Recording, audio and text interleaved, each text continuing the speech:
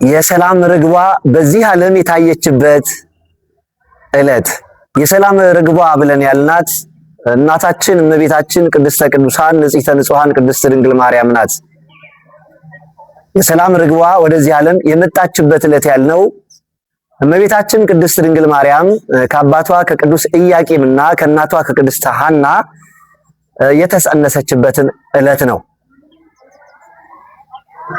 መዝሙረኛው ቅዱስ ዳዊት በመዝሙር 86 ቁጥር 1 ላይ መሰረታቲሃ ውስተ አድባር ቅዱሳን ብሎ እንደተናገረው መሰረቶቿ በተቀደሱ ተራሮች ላይ ናቸው እንዳለው ሁሉ የእመቤታችንን የቅድስት ድንግል ማርያምን ጽንሰቷን ስንናገር ከአያትና ከቅድመ አያቶቿ መነሳት ግድ ይለናል። እናታችን እመቤታችን ቅድስት ድንግል ማርያም አያት ቅድመ አያቶቿ ጴጥሪቃና ቴክታ ይባላሉ። ጴጥሪቃና ቴክታ እጅግ ባለጸጎች ሰዎች ናቸው። ሀብታቸው ይቀረሽ የማይባሉ ሰዎች ነበሩ።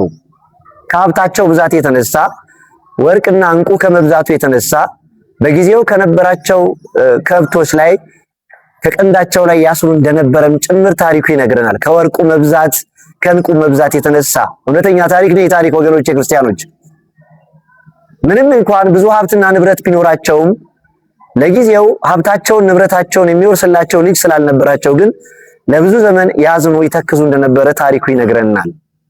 እግዚአብሔር ፈቅዶ አንድ ቀን ቴክታ እጅግ በጣም የሚገርም ህልም አየች። ነጭ እምቦሳ ከበረታቸው ገብታ እምቦሳ እየወለደች እስከ 7 ስትደርስ ትመለከታለች። 7ኛይቱ እምቦሳ ጨረቃን ትወልዳለች። ጨረቃይቱ ደግሞ ፀሐይን ትወልዳለች። ይህንን ለባሏ ለጴጥሪቃ ነገረችው። ጴጥሪቃ ነገሩ ድንቅ ነው፣ ይህንን ለመፈክረ ህልም ሄደን መንገር ይገባናል አላት። መፈክረ ህልም ማለት በጊዜው ህልም የሚተረጉም ሰው ማለት ነው። ህልሙን ለሚተረጉም ሰው ሄደው ሲነግሩ እጅግ በጣም ደስ የሚል ነገር እንደሆነ አበሰራቸው። ነጭ እምቦሳይቱ ነጭ እየወለደች ከ7 መድረሷ እጅግ የተወደዱና መልከ መልካም የሆኑ ልጆች የተባረኩ ልጆች ትወልዳላችሁ።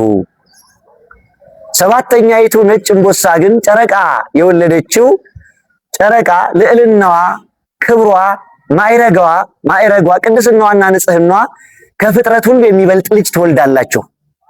የፀሐይ ነገር ግን አልተገለጠልኝም፣ ጊዜ ይፍታው አላቸው መፈክረ ህልም። እግዚአብሔር ሲፈቅድ ቴክታ ጸነሰች። ጸንሳም ልጅ ወለደች።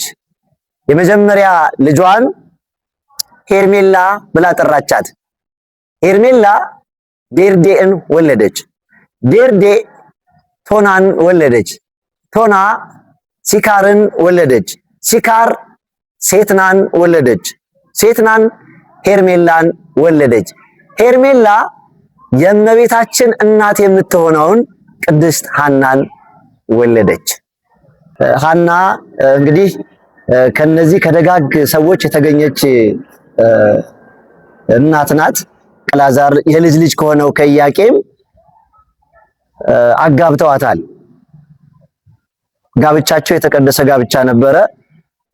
ያ በአያት በቅድመ አያቶቿ የነበረው ምክንያት ደግሞ ወደ ሐና ወርዶ ነበረ። የሚገርመው ለረጅም ዓመት ቅድስት ሐናና ቅዱስ ኢያቄም ልጅ አልነበራቸውም። በዚህ በጣም ያዝኑ ነበረ። በጣም ያዝኑ ይተክዙ ነበረ። እንዲያውም ከታሪኩ ትንሽ ቀንጨብ ለማድረግ ያህል እግዚአብሔርን ለማምለክ አዘውትረው ወደ ቤተ መቅደስ ይወጡ ነበር። በቤተ መቅደስ ግን ብዙዎች ክብር አይሰጧቸው ነበር። በዚያ ዘመን ልጅ የሌለው ሰው እንደ ኃጢአተኛ ይቆጠር ስለነበረ ክብር አልነበራቸውም። ሐና በዚህ በጣም ትቆጭ ታዝን ስለነበረ ሐዘኗ የከፋ ነበር ማለት ነው። ታዲያ አንድ ቀን ከቤተ መቅደስ ሲመለሱ አርጋብ ሲጫወቱ ትመለከታለች። አርጋብ ማለት ርግቦች ማለት ነው። ግዕዛን ለሌላቸው እንደዚህ ያለ ልጅ ስትሰጣቸው የኔን ማህፀን የዘጋው ከምን የተነሳ ነው ብላ በጣም ታዝን ነበረ። ሐዘኗ በጣም የከበደ ነበር። ኢያቄምን በጣም ይቆጭ ነበረ። ከዚህ የተነሳ ተነጋግረው ተመካክረው እግዚአብሔር ልጅ እንዲሰጣቸው ከቅዱስ ኢያቄም ከባለቤቷ ጋር ቅድስት ሐና ሱባኤ ለመግባት ወሰኑ። ኢያቄም ሱባኤ የገባው ወደ በረሃ ወጥቶ ነው። ልክ እንደ እዝራ ማለት ነው። በረሃ ወጥቶ ሱባኤ ገባ ነው የሚለን። ቅድስት ሐና ደግሞ ከዚያው ከግቢያቸው የአትክልት ስፍራ ስለነበራቸው በአትክልቱ ሱባኤ ያዙ። እግዚአብሔር ፈቅዶ ሁለቱም ሱባኤው ማለቂያ ላይ ራእይ ይመለከታሉ። ታላቁ አረጋዊው ቅዱስ ዮሴፍ ነጭ ርግብ ከሰማይ ወርዳ በቅድስት ሐና ጆሮ ገብታ በማህፀኗ ስትቀመጥ ያያል። ቅድስት ሐና ደግሞ ከዚያው ከደጇ ከግቢዋ ከገባችበት ሱባኤ በአረጋዊው በቅዱስ ዮሴፍ ላይ ነጭ ርግብ ከሰማይ ወርዳ በራሱ ላይ ስታርፍና ሎሚ ከደጃቸው ፊት ለፊት አብባ ለምለማ አድጋ አፍርታ ትመለከታለች። ይህንን ራእይ በተመለከቱ ሰዓት እግዚአብሔር ለጸሎታችን መልስ ሰጥቷት በማለት ኢያቄም ከበረሃ ተመልሶ ከቅድስት ሐና ጋር ተነጋገሩ። እንግዲህ መልሳችንን ከመለሰ አንድ ሱባኤ በድጋሚ ካለንበት ስፍራ ላይ መግባት ይገባናል ብለው ሱባኤ ያዙ። ሱባኤ ይዘው 7 ቀን ቆዩ ማለት ነው። ከነሐሴ 1 ቀን እስከ ነሐሴ 7 ቀን እንግዲህ ነሐሴ 7 ቀን ጽንሰታ ለማርያም ብለን የምናከብረው ከዚህ የተነሳ መሆኑን ልብ ልንል ያስፈልጋል ማለት ነው። ከነሐሴ 1 ጀምረው እስከ ነሐሴ 7 ቀን ድረስ ሱባኤ ይገባሉ። በነሐሴ 7ኛው ቀን ላይ ቅዱስ ገብርኤል ለቅድስት ሐና ተገልጦ እጅግ በጣም የተከበረች ልጅ ክብሯ ከሰው ልጆች ሁሉ በላይ የሆነ እንደ ቅዱሳን መላእክት ክብሯ ከፍ ያለ ልጅ ትወልዳላችሁ ብሎ ነገራት ይላል። በዚህ ደስተኛ ሆነው እግዚአብሔር ፈቅዶላቸው ነሐሴ 7 ቀን እናታችን እመቤታችን ቅድስት ድንግል ማርያም ተጸነሰች ማለት ነው። የሚገርመው የተጸነሰችበት ዕለት ከላይ ርዕሳችንን እንዳትረሱ መልካሟ ርግብ ወደዚህ ዓለም የመጣችበት ዕለት ብለን መነሳታችን እመቤታችን ቅድስት ድንግል ማርያም የተጸነሰችው ዓመተ ፍዳ ዓመተ ኩነኔ ሊያልቅ 15 ዓመት ሲቀረው ነው። ዓመተ ፍዳ ዓመተ ኩነኔ ሊያልቅ 15 ዓመት ሲቀረው ነው የተጸነሰችው።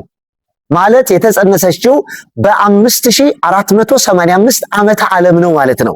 ወይም በሌላ አገላለጥ ለዓመተ ምህረት ዋዜማ ላይ እመቤታችን ቅድስት ድንግል ማርያም ተጸነሰች። አሁን እመቤታችንን ልብ በሉ፣ እመቤታችንን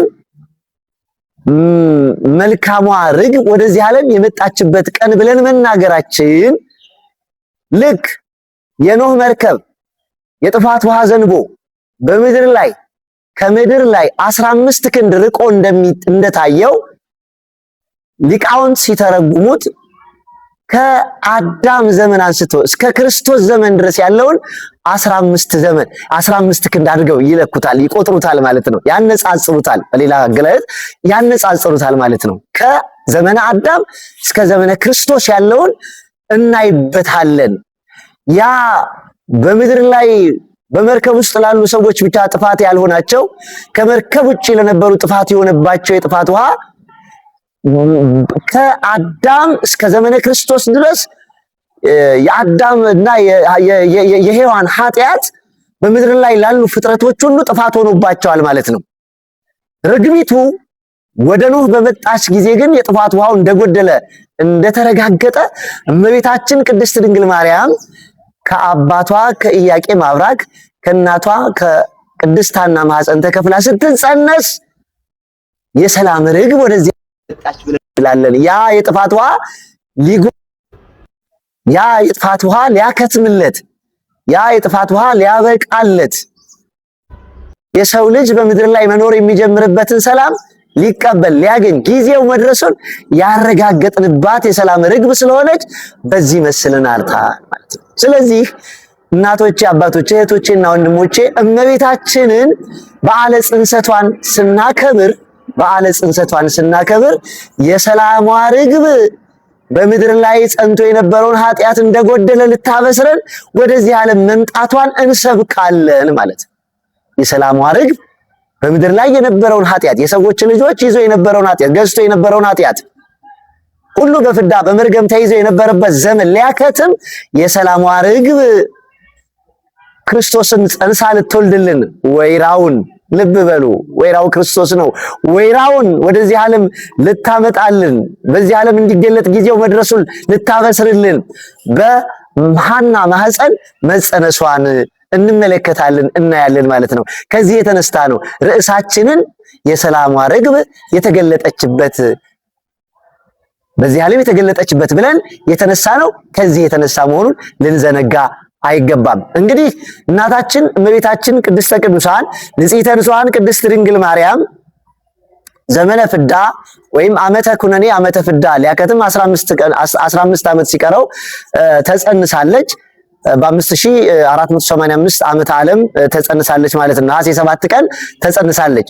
እንግዲህ ይሄ ጽንሰቷ ቀድሞ በነቢያት የተነገረው ቃል መፈጸሙን ያበስረናል ማለት ነው። መዝሙረኛው ቅዱስ ዳዊት በመዝሙር 11 ቁጥር 1 ላይ ተወጽእ በትር እምስለ እሴይ ወየዐርግ ጽጌ እምኔሃ ይላል። ከእሴይ ስር በትር ትወጣለች፣ አበባም ከእርሷ ይወጣል። በትር የተባለች እርሷ ቅድስት ድንግል ማርያም ነች። በትረ አሮን ብለን እንጠራታለን። እመቤታችን ቅድስት ድንግል ማርያምን ያለ ዘር ያለ ሩካቤ አብባ አፍርታ የተገኘች በትረ አሮን ብለን እንጠራታለን። በትር እሷ ናት። ወገኖች ክርስቲያኖች፣ አበባ የተባለው ደግሞ ወልድ ዋህድ እግዚእነ ኢየሱስ ክርስቶስ ከስጋዋ ስጋ ከነፍሷ ነፍስ ከደሟ ደም ነስቶ ፍጹም ሰው ፍጹም አምላክ ሆኖ የሚገለጠው የተገለጠው እሱ ኢየሱስ ክርስቶስ መሆኑን በዚህ እናውቃለን። ይህ ትንቢት ተፈጽሟል ማለት ኢሳይያስ በዚህ ብቻ አላበቃም።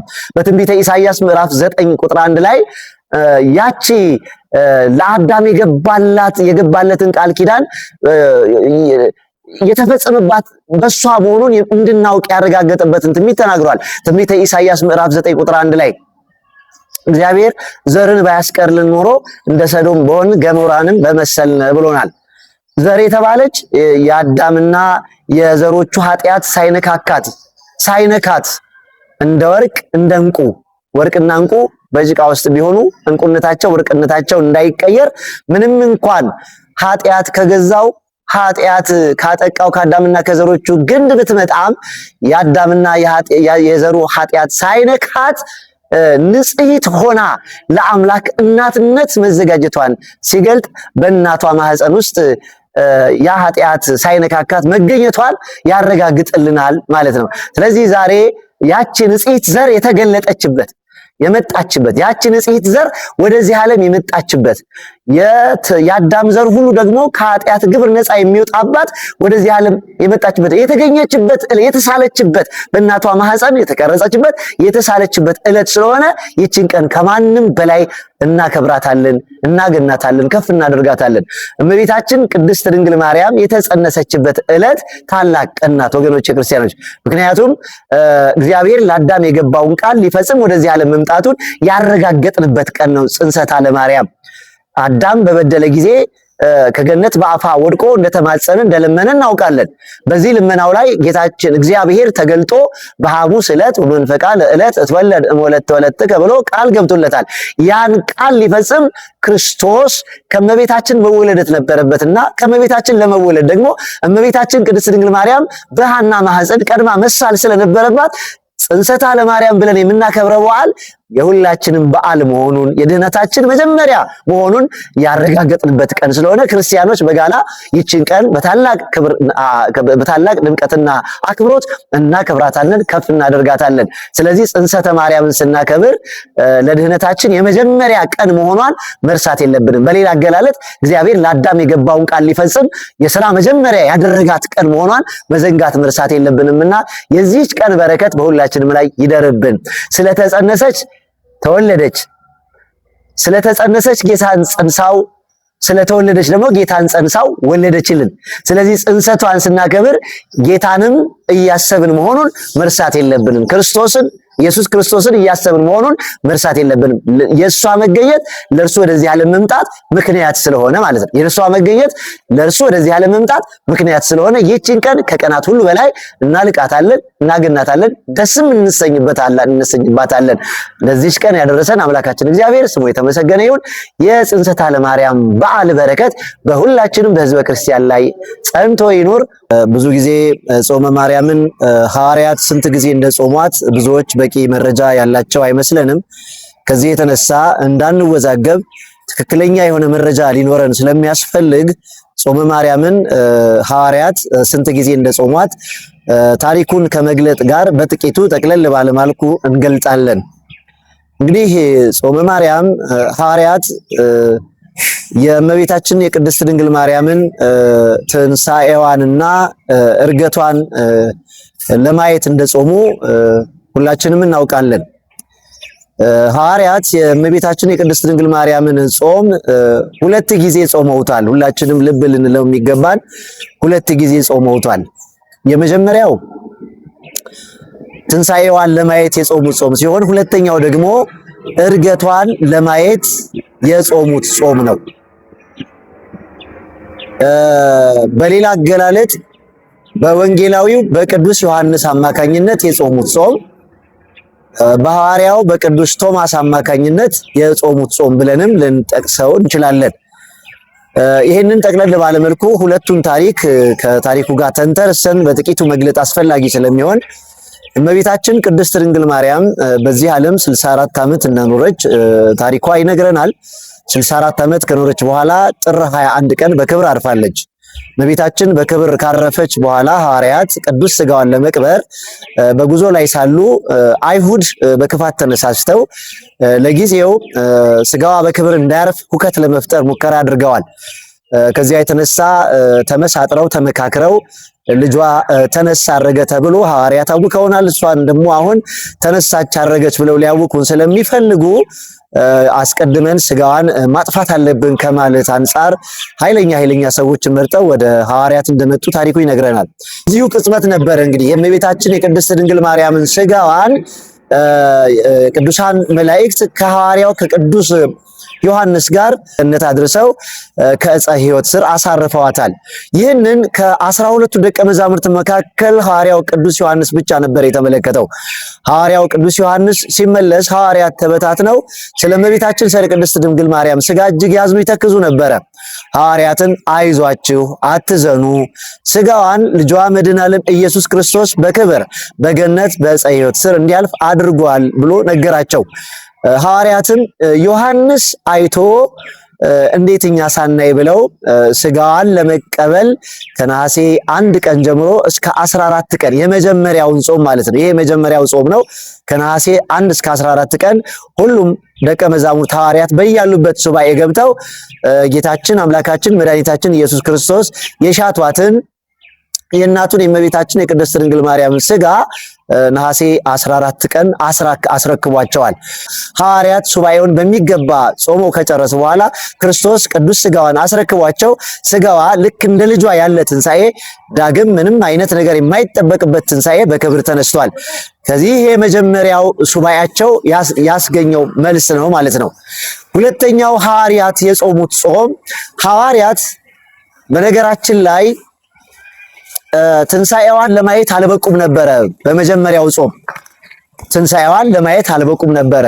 ሲጾሙ ሰንብተው በክብር ሥጋዋን ተቀብለው ከቀበሯት በኋላ ወደ የበዓታቸው ተመልሰዋል። አሁን ከመካከላቸው ያልነበረ አንድ ደቀ መዝሙር፣ ይሄ ደግሞ ቶማስ ነው። ቶማስ ከሀገረ ስብከቱ አገልግሎ ሲመለስ ደመና ጠቅሶ ሲመለስ በደመና ላይ ሳለ እመቤታችን ሐዋርያት ቀብሯት ተነስታ ሲቀብሯት አላየም። ሥጋዋንም ሲቀበሉ አላየም፣ ሲቀብሯትም አላየም። ግን ተነስታ በክብር ስታርግ በሰማይ ሁለቱ ይገናኛሉ። ወደ ሰማይ ስታርግ እሱ በደመና ጠቅሶ ሲመለስ ሁለቱ ይገናኛሉ። ምንድነው የምመለከተው ነገር ይላታል። አይዞህ ቶማስ አትደንግጥ፣ ሐዋርያት ሥጋዬን በክብር ተቀብለው ቀብረውኝ አሁን ወደ ልጄ እያረኩ ነው ያለሁት ብላ ትለዋለች። እንዴ መቼ ሞተሽ መቼ ተነስተሽ ይላታል። ጥር 21 ቀን ሞቼ በክብር ሐዋርያት ሥጋዬን ተቀብለው ቀብረውኝ እነሆ አሁን ሳርግ አግኝተኛል፣ ተነስቼ ሳርግ አግኝተኛል ብላ ለቶማስ ነገረችው። እንዴት ይሆናል ሞት በጥር መቃብር በነሐሴ እንዴት ሊሆን ይችላል ብሎ አላት። አትጠራጠር፣ እመን። ይህን አንተ አሁን የምትመለከተውን ሌሎቹ ደቀ መዛሙርት አላዩም። ሥጋዬን ተቀብለው ቀበሩኝ እንጂ እነሱ ትንሣኤንም እርገቴንም አላዩም። ስለዚህ አንተ እድለኛ ነህ፣ ከሌሎቹ ሁሉ እድለኛ ነህ፣ ትንሣኤንም እርገቴንም ለማየት በቅተሃል ብላ ስትለው ደስ ብሎት አመስግኗታል። በዚያው ቅጽበት ምልክት እንዲሆናቸው መነሳቴንና ማረጌን ምልክት እንዲሆናቸው ለደቀ መዛሙርቱ ለሐዋርያት ይህንን ሰበኔን የተገነዝኩበትን ሰበኔን ያዝ ብላ ለቶማስ ሰጣው። ቶማስ ወደ ደቀ መዛሙርት ወረደ። ከደቀ መዛሙርት ጋር ሲገናኝ እንዳላየ እንዳልሰማ አይነት አድርገው ሐዋርያት ለቶማስ ይነግሩታል። ቅዱስ ቶማስ ብዙ ሊያስጨንቃቸው አልፈለገምና የምትሉትን ለማለት እውነቱን እንድታዩና እንድታረጋግጡ ለማድረግ እንጂ እመቤታችን አግኝታችሁ እንደቀበራችኋት አውቄያለሁ፣ ነገር ግን ተነስታለች፣ አርጋለች፣ ለምልክት እንዲሆን ይህንን ሰበን ሰጥታኛለች ብሎ ቶማስ ለደቀ መዛሙርቱ ነገራቸው። ደቀ መዛሙርት በአንድ ወገን ደስተኛ ሲሆኑ፣ በሌላ ወገን ደግሞ ትንሣኤዋንና እርገቷን ባለማየታቸው አዝነዋል። ስለዚህ በዓመቱ ሁለተኛው ጾም ይሄ ነው ወገኖች፣ ክርስቲያኖች እንዳይዛባብን። ሁለተኛው ጾም በዓመቱ እንደዚሁ ከነሐሴ 1 ቀን እስከ 16 ድረስ ቆይተው በ16ኛው ቀን ወገኖች ክርስቲያኖች በ16ኛው ቀን ጌታችን አምላካችን መድኃኒታችን ኢየሱስ ክርስቶስ እናታችን ቅድስት ድንግል ማርያም ከሙታን መነሳቷን ሊያረጋግጥላቸው እሷን አስከትሎ ለሐዋርያት ተገለጠላቸው። በዚያው ቅጽበት ሐዋርያትን ባርኳቸው እሷም መንበር አድርጎ ጨማሪ ካህን አድርጎ ቅዱስ እስጢፋኖስን ሰራይ ዲያቆን አድርጎ ቀድሶ ከመቤታችን ጀምሮ እስከ ሐዋርያት ድረስ ሁሉንም አቁርቧቸው እመቤታችንን እያዩዋት እንደተነሳች ካመኑ በኋላ እያዩዋት ከጌታ ጋር በክብር ስታርግ ተመልክተዋታል። ከዚያን ጊዜ ጀምሮ ሐዋርያትም ሆኑ ክርስቲያኖች በሷ የሚያምኑ በልጇ የሚያምኑ ክርስቲያኖች ሁሉ ትንሣኤዋንና እርገቷን ለማሰብ በየዓመቱ ከነሐሴ 1 እስከ 16 ድረስ ሱባኤ ገብተው ይጾማሉ፣ ይጸልያሉ። በዚህም የጌታችንን የኢየሱስ ክርስቶስን እና የእናቱን የእናታችንን የቅድስት ድንግል ማርያምን ክብርና በረከት ይቀበላሉ። ይህንን ጾም በአግባቡ ጾመን በክብር ዋጋ እንድንቀበል አምላካችን እግዚአብሔር ሁላችንን በበረከቱ ይጎብኘን። ሱባኤውን በፍቅር እንድንጾም፣ ሱባኤውን በይቅርታ እንድንጾም፣ ሱባኤውን በበጎ ምግባራትና ተግባራት እንድንጾም አምላካችን እግዚአብሔር ይርዳን። ትንሣኤዋንና እርገቷን ለሐዋርያት የገለጠች እናታችን እመቤታችን ቅድስት ድንግል ማርያም ለእኛም ክብሯንና ልዕልናዋን ገልጣልን በአማላጅነቷና በተራዳኢነቷ እንድንጠቀምና እንድንገለገል ፈቃዷ ይሁን። ወስብሐት ለእግዚአብሔር።